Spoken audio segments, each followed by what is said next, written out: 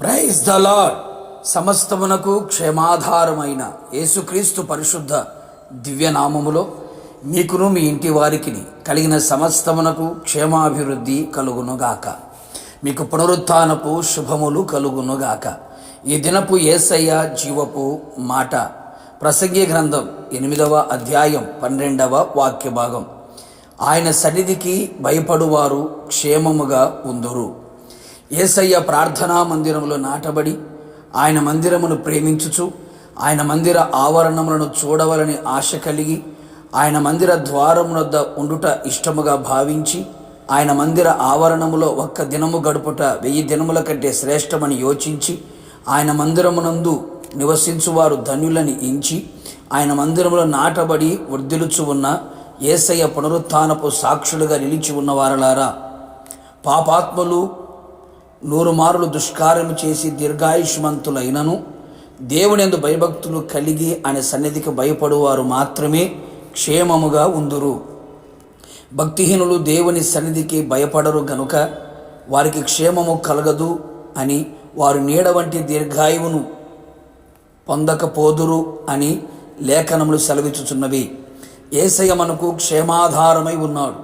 నీకును నీ ఇంటికిని నీ కలిగిన సమస్తమునకు క్షేమము కలుగునట్లు, బహుక్షేమము కలిగి సుఖించునట్లు, నీ సంతానము మనకు నిత్యము క్షేమముగా ఉండునట్లు, క్షేమ భాగ్యములు కలవారై ఉండునట్లు, మితిలేని క్షేమము కలిగి నదివలే క్షేమము ప్రవహించున్నట్లు, నీ నగరలో క్షేమము కలిగి ఉండునట్లు చూచిన వారందరూ వారు ఎంతో క్షేమముగా ఉన్నారు అని చెప్పుకునే విధముగా నీకున్న క్షేమము ఇక మీదట నీకు ఉండునట్లుగా దేవుని యందు భయము భక్తి గలవారమై ఆయన సన్నిధికి నిత్యము భయపడుచుండవలెను.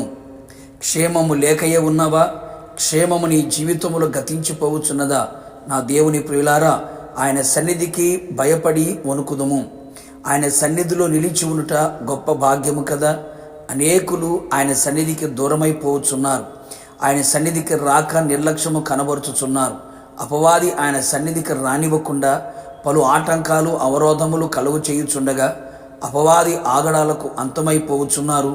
క్షేమము లేకయే బ్రతుకుచు ఉన్నారు. వేగిరపడచు ఆయన సన్నిధికి వచ్చేదము. ఉత్సాహ గానములతో కృతజ్ఞతాస్తుతులతో పరిశుద్ధ అలంకారముతో ఆయన సన్నిధికి చేరేదము. మనలను మనము శుద్ధీకరించుకొని ఆయన సన్నిధిలో ఆయనకు కనబడుటకు సిద్ధపడదము.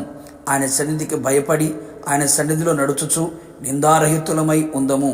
ఆయన సన్నిధిని జాగ్రత్తగా నుండి ఆయన మాటలు వినవలెను.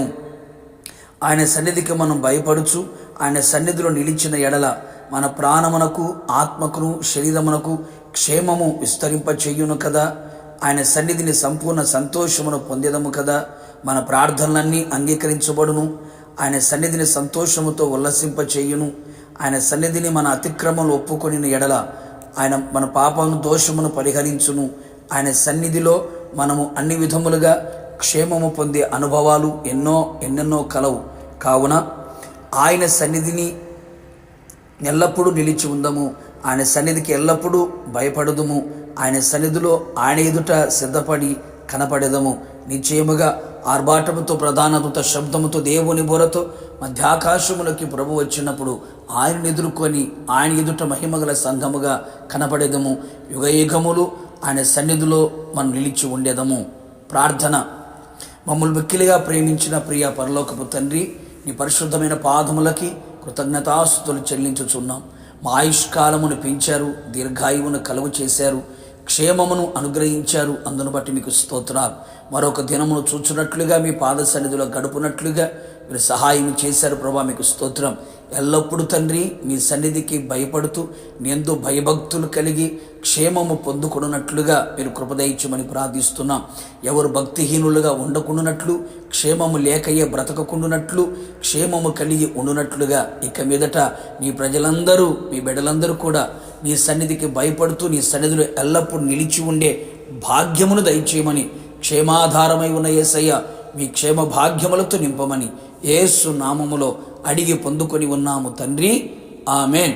నిశ్చయముగా మీకును మీ కుటుంబ సభ్యులందరూ దేవుని సన్నిధికి భయపడి క్షేమముగా ఉందురుగాక, క్షేమ భాగ్యములతో నడిపించబడుదురుగాక.